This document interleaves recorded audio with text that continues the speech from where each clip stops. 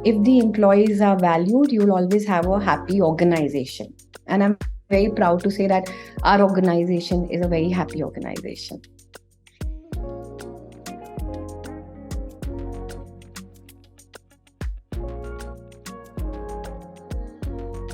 Hello, everyone. Welcome to the People Led Show.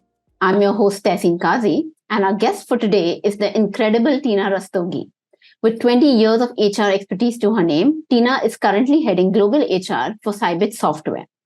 Tina is also part of the Robin Hood Army and spends her time teaching children from the economically underprivileged sections of society.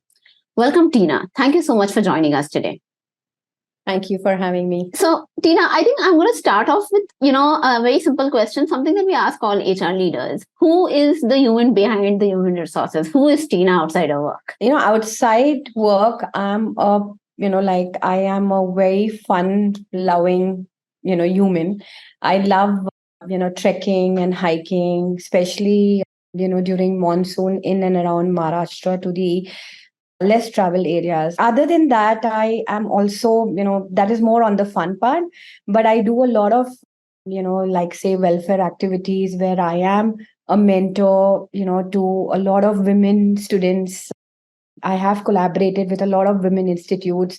I also volunteer at, children's, literacy organization where I help them improve their reading skills. And above and all of that, I believe that, learning and self development also is a continuous journey. So I keep myself also upgraded. I keep doing some of the other certifications or courses. In fact, I'm lately going through a coaching course. So yeah, that's me in a small package. That's great, Tina. That by no means is a small package. Switching gears a little bit, Tina, as a people leader, what are some questions or challenges specifically to do with employee experience that you are facing as a people leader and you need answers to today? See, employee experience, if you see, has actually grown over the years. Earlier when we spoke about employee experience, it was more in terms of the employee engagement surveys what we did, which was done like say once a year in the organization, and basis that we would gauge the pulse, of our employees. And then there used to be these action plans and deciding on how we really want to take it. Our target should improve either from the participation perspective or score perspective. Like say if the scores were till 5, how do we take it from 4 to 4.5? So that was actually employee experience. But over the years we have seen it evolving. After that, it was more in terms of the entire life cycle, right from the time the candidate sees your job posting, the experience you give to the candidate, from the time candidate becomes an employee, right from seeing the job posting to applying, then once they are within the organization, the experience you're giving to that employee, that contributed to employee experience. But we are still in the evolving stage, and this whole VUCA world where the uncertainty had kicked in via COVID, it brought in new dynamics to work. Like now, if we talk about employee experience, it is more about dealing with the change management, with, like say, change management would be, say, remote working, hybrid working, giving them that flexibility. Lately, we've seen in 2023, inflation which has hit in. There has been a recession time for the IT industry. So we've seen a lot of layoffs, some publicized layoffs, which has really, somewhere created uncertainty amongst the employees. So I guess now the focus is more in terms of giving them that assurance, okay, the job retention, taking care of the wellness of the employee, giving them the purpose of work, that their work is relevant and important. And obviously, yeah, one more add to it is the the emergence of this whole AI, what we've been talking about, and the usage of it. So assuring our employees that their job is important, and what they're doing is creating purpose. I guess that has been, the evolution of entire employee experience for us. I think, yeah, Tina, you're absolutely right. There are certain key points that you shared here, especially about, uncertainty and purpose. But apart from that, how are employee expectations changing over these, last few years? Yeah, if you are talking about the millennials, or the newer generation, right? They basically want to work for a purpose. Okay, they're very simple. They are ask a very simple. They just want to work for a purpose. They want to understand their role. They want to understand how they are contributing to the larger picture. Probably the recognition from time to time is what, if we talk about basis the surveys what we have been doing, that is what the employees are really looking out for. So, in this changing environment, right, where the expectations are changing, what would you recommend are some things that people leaders can do to ensure a climate of trust? Actually, trust plays a very integral role as part of the company values. Okay, as I said, it is a process, and it is from flowing from the talk where the leaders have to inculcate that walk the talk.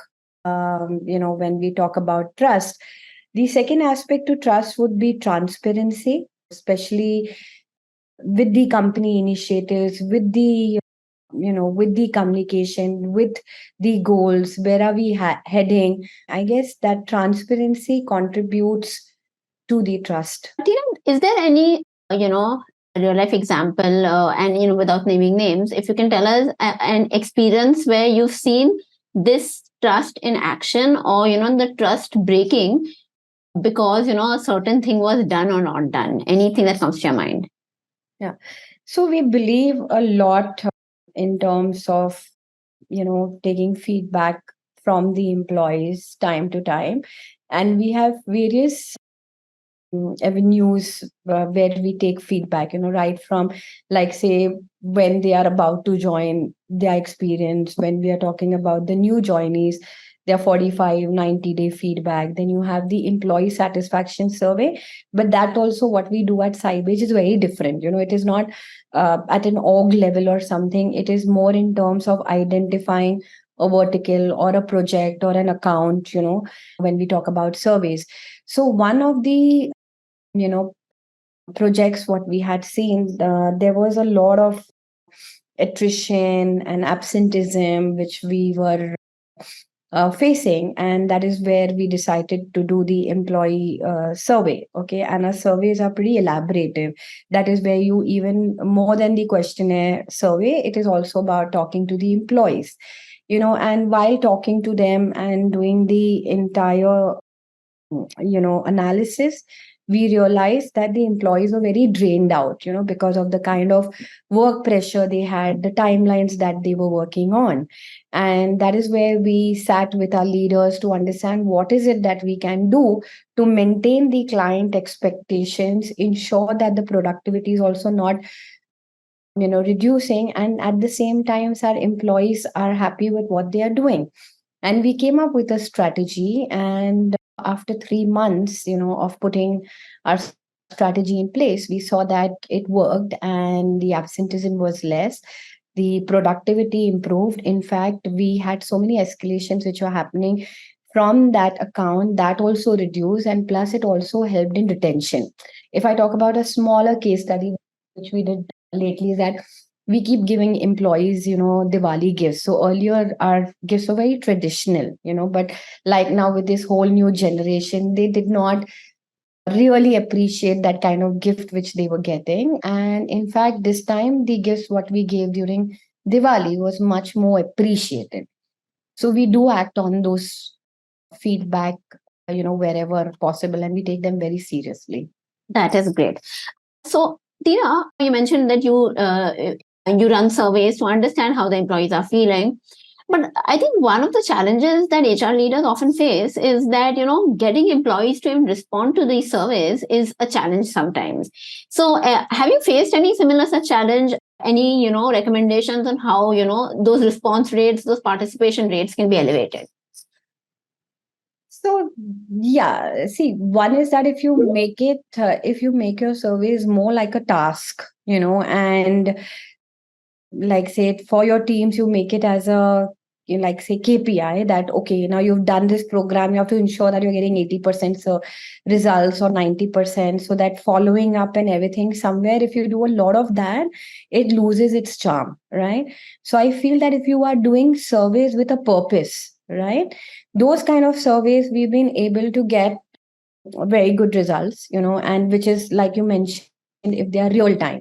Like say when you have a new joinee, the obvious is to get, feedback from them, in terms of how are they feeling about the organization. So the questions are very generic, in terms of which is going to help them. So that also plays an important role, that the kind of questions you're asking them, how relevant is the survey to them. So that gives us some kind of pulse. Or when we talk about any of the events what we've done, right, and then we do a dipstick analysis also, right, of the trend. So I guess keep your surveys very simple, don't like really keep following up. And third is that if you are able to turn it across for the employees basis the feedback they are giving, that would get you your participation on its own. Perfect. So, Tina, have you seen? I think you mentioned earlier that the surveys that you run right now are anonymous. But do you think there is any merit in running a survey anonymously versus confidentially? I think that also you will have to, you cannot define the broadly that the surveys have to, be done anonymously or confident. You have to maintain that confidentiality. It depends again on the type of survey. There may be some surveys where you will have to maintain the confidentiality. Like I spoke about the, like say when we were doing the ESS survey for one of the clients. So there I had to talk to the employees. So that is where you have to maintain that, anonymity.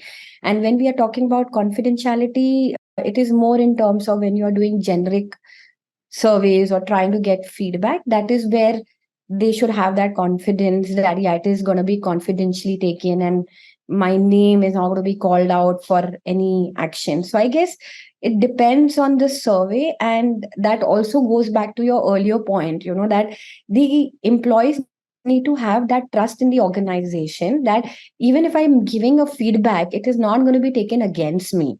I know that my leaders are going to act on that if it is a valid point. Perfect. So you mentioned surveys as one listening channels, right? Where you get employee sentiment, what they are feeling, what they are thinking. Apart from that, what are some other listening channels where you have seen to be consistently effective in terms of understanding employee sentiment? So one thing at Cybage is that we follow the open door policy very seriously. Okay, which means that there are various channels to connect and communicate with the leadership. So we have something called rendezvous, what we do, where we maintain confidentiality, where employees can send in their questions and the top management kind of answers those questions.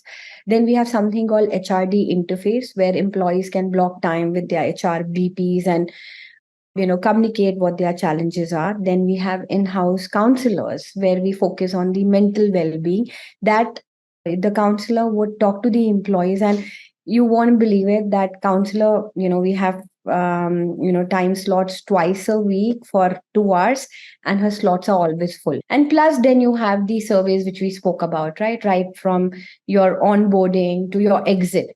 One more unique thing what we do is that we only like say when the employee exits, right, there are two sets of feedback we take. First is the first level feedback to understand what happened, and then the second is the elaborative one, is what we do. That also gives us a lot of feedback from the employees.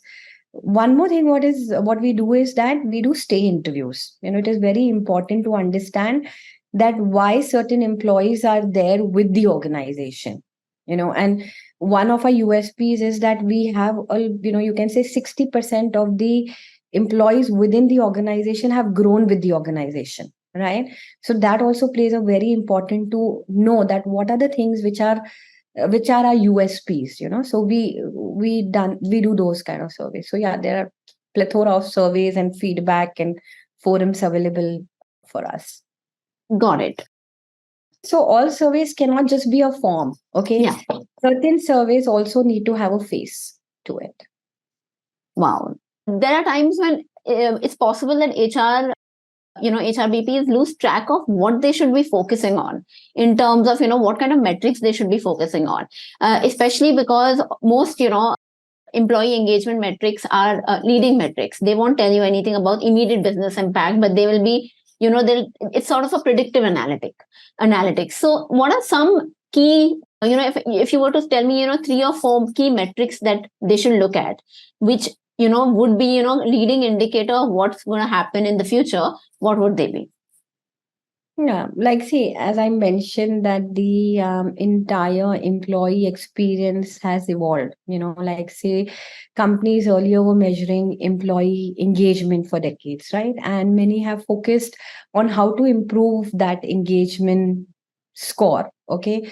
But now, as we are moving to this entire matured stage, the approach or the KPIs in terms of how we really need to measure changes, which means that earlier, if the obvious choice for everybody was retention, like say, am I able to, retain my employees? Is it impacting my, attrition percentage?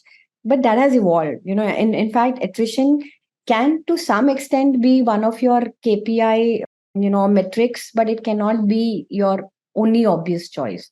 For us, we have something like a value proposition. We have our own product called Decision Minds, which is, we call it Excel show also, which helps us. There are various algorithms which are built in that product, and it helps us to derive at a value proposition of every employee, like say in for the kind of work that employee is doing. And that plays a very important role for the for us to place that employee and also define on the career growth. Okay, so for us the main indicator is the employee value proposition, or in some organization it is called, it is called predictive metrics. Also employee predictive metrics is what it is called. The other could also be, like say, something like internal promotions, right?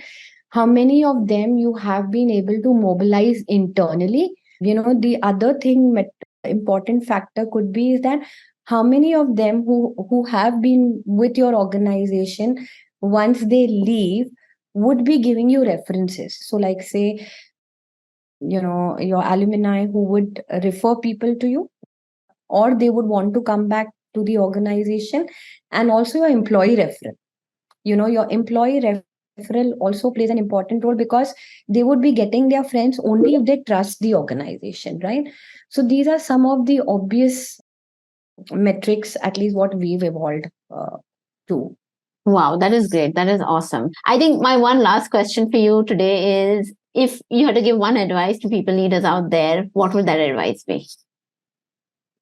I think my one advice would be that the sooner the leaders understand that the employees are any organization's biggest asset, okay, we value them, and start focusing on things around them, there is no stopping back. It's more about caring more about the people than the process. Okay, for leaders it is more in terms of helping people reach places, where probably they could not go, or help them go, right? And it is not necessary that the you have to take care of that employee only if they are with the organization, right?